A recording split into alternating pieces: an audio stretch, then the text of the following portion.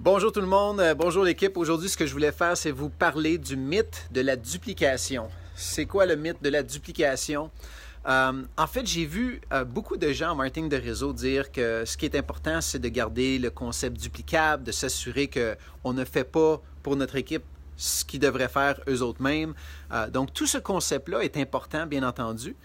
C'est juste que c'est dans la manière de l'appliquer et à quel moment est-ce qu'on l'applique. OK? Donc, très important. Premièrement, juste pour vous donner un petit peu d'historique, j'avais un commerce traditionnel. Pour ceux qui ne savent pas ici, donc vous voyez ici, on a la marina de mon frère, donc les bateaux.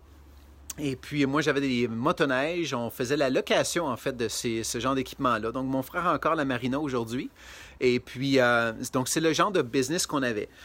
Et donc, je travaillais à tous les jours. J'étais dans mon commerce. Je devrais vraiment m'impliquer tout le temps. Et puis, j'avais pas de duplication. Ce que ça voulait dire, c'est que je travaillais. Ma business, mon travail était de m'assurer que ma business survive et grossisse.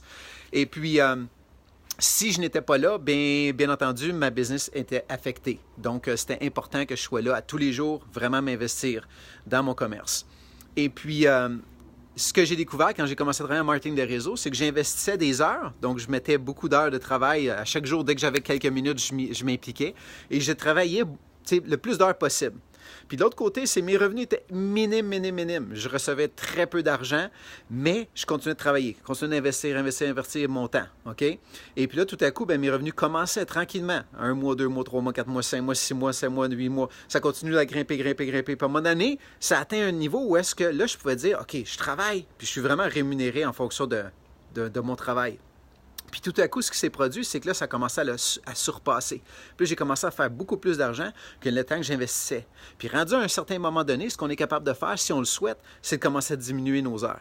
Ça, c'est le pouvoir de la duplication, d'avoir une organisation en place qui s'est développée, puis qu'avec le temps, on a pu bénéficier de cette croissance-là et de pouvoir justement bénéficier de l'effet du levier, l'effet de levier qu'on a en marketing de réseau. Donc, c'est vraiment fantastique comme concept. Maintenant, ce qui se produit, c'est que la plupart des gens se disent qu'il ne faut pas passer par-dessus nos recrues personnelles. Donc, ce qu'on fait, c'est que dès qu'on recrute quelqu'un, on dit « OK, vas-y, fais une couple de contacts, commence à contacter tes gens, voici les produits, voici la business, approche-les, et ainsi de suite. » Donc, on leur dit un peu la base, mais on ne le fait pas avec eux autres. Alors que ce qui est important, c'est de vraiment travailler individuellement avec chaque personne, puis surtout les aider à passer par-dessus les étapes qui sont le plus difficiles pour eux. OK? Donc, ça veut dire que quand quelqu'un démarre, ce qu'on veut, c'est que rapidement, on les aide à dire, OK, est-ce que tu as une liste de contacts? Est-ce que tu as des personnes avec qui est-ce qu'on peut connecter? Est-ce que tu sais comment travailler avec la stratégie Facebook? Donc, toutes ces choses-là sont en place. Parfait. Si on passe à l'action, est-ce que tu sais quoi faire? Voici quoi dire, voici quoi publier, voici... Donc, on travaille vraiment individuellement avec eux pour s'assurer que ces gens-là savent faire les actions et qu'ils les posent les actions et qu'on pose les actions avec eux autres. Dès qu'ils ont un prospect ou une prospect, ce qu'on fait, c'est qu'on contacte et on communique avec cette prospect-là, ensemble. OK? Et puis, une fois que c'est communiqué, quelle autre information est-ce qu'on leur transmet? Quelle autre information est-ce qu'on leur envoie? Puis après ça, c'est quoi le prochain rendez-vous? Vraiment, c'est de les amener étape par étape ensemble. Puis si cette nouvelle ou ce nouveau prospect-là joint, on travaille avec cette personne-là aussi de la même manière. Donc, oui, on bypass d'un certain sens notre upline, donc on ne leur laisse pas tout faire en partant, on le fait avec eux. Si notre upline, notre personne qu'on a recrutée, pas notre upline, mais la personne qu'on a recrutée, puis elle nous a amené quelqu'un, puis que cette personne-là, la première, n'a pas le temps, n'est pas capable de rencontrer l'autre, on le fait, on rencontre l'autre personne. Pourquoi? Ce qui est important, c'est que j'ai rencontré quelqu'un il y a plusieurs semaines qui est dans une autre compagnie de marketing de réseau, puis il me demandait un petit peu mon historique. Il dit, ça fait combien de temps tu es dans la business? Tu as combien de personnes? Je lui dis, plusieurs milliers de personnes. OK, puis tes leaders clés, comment est-ce que tu les as trouvés? Fait que là, je commence à expliquer. Je dis, une de mes leaders, par exemple, je dis, c'est ma 4e génération. Il dit, ah oui, le pouvoir des 4 générations. Je dis, qu'est-ce que tu veux dire par là?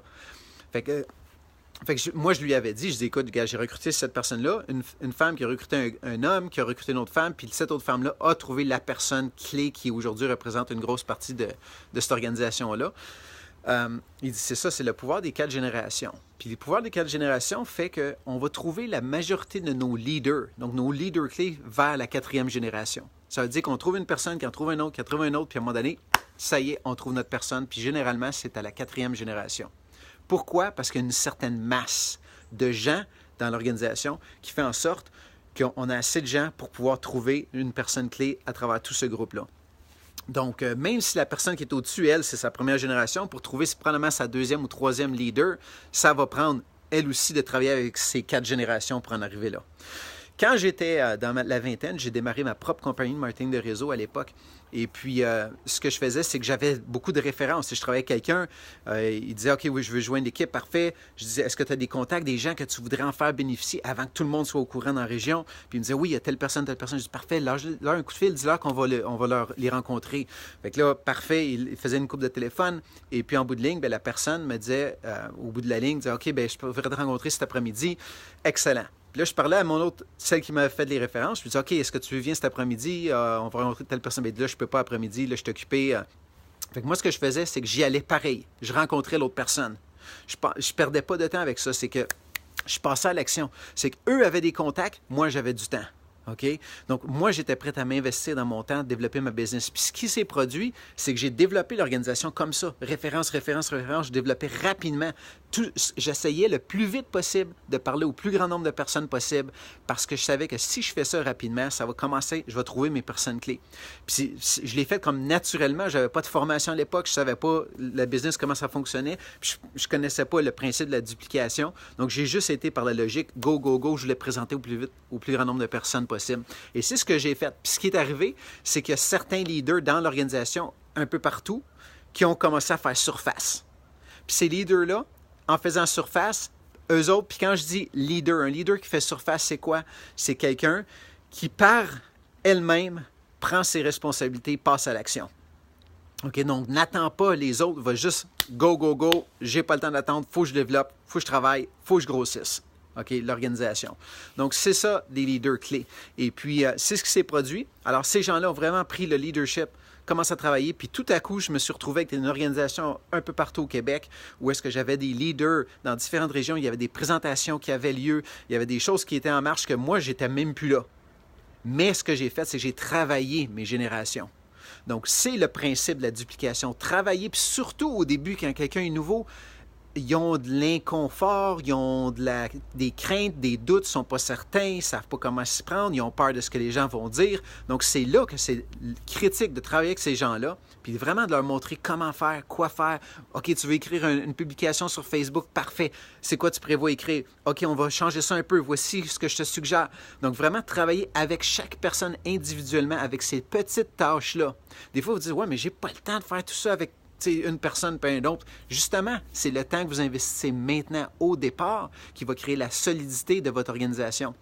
C'est pour ça que je vous dis qu'au début, on fait beaucoup de temps, très peu d'argent. OK? Mais on continue de faire ça continuellement. Qu'est-ce que ça va faire? C'est que votre équipe va commencer à gagner de la confiance, va commencer à faire ses publications, va commencer à contacter leurs personnes, va commencer à envoyer des messages, va savoir quoi écrire dans leurs messages parce que vous l'avez fait avec eux autres tellement de fois que ça devient un automatisme. Puis là, ces gens-là, c'est là qu'ils deviennent autonomes. Mais malgré ça, même qu'ils font ces étapes-là, ils vous amènent vers d'autres personnes, vous refaites le même processus avec ces gens-là. Si votre personne numéro 1 a la chance que, justement, elle assiste et qu'elle suive ça, c'est fantastique. Mais s'ils ne peuvent pas, ils n'ont pas le temps, ou ils remettent tout le temps plus tard, pas le temps, vous n'avez pas le temps de ça. Vous êtes en train de gérer votre business, de la grossir, de la développer. Donc, vous investissez le temps avec leur personne, puis refaites la même affaire que les leurs, puis la même affaire que les leurs. Puis ce qui va arriver, tout à coup, vous allez voir, vos leaders vont faire surface, et là, vous allez commencer à avoir une organisation qui prend de l'ampleur sans que vous soyez tout le temps impliqué. Donc, voilà la clé. Et puis, sur ce, si vous avez des questions, laissez des commentaires. Et puis, je vous encourage justement à communiquer avec nous pour qu'on puisse vous assister pour vraiment développer la business ensemble, puis vous donner des trucs, puis travailler pour réussir à avoir les résultats que vous souhaitez, puis développer une grosse organisation. Sur ce, je vous laisse sur un superbe paysage québécois. Ce matin, c'est de toute beauté avec le soleil. On a encore un peu de brume, donc la fumée du lac qui refroidit à cause justement de la température. Alors, très belle journée à tous. À bientôt.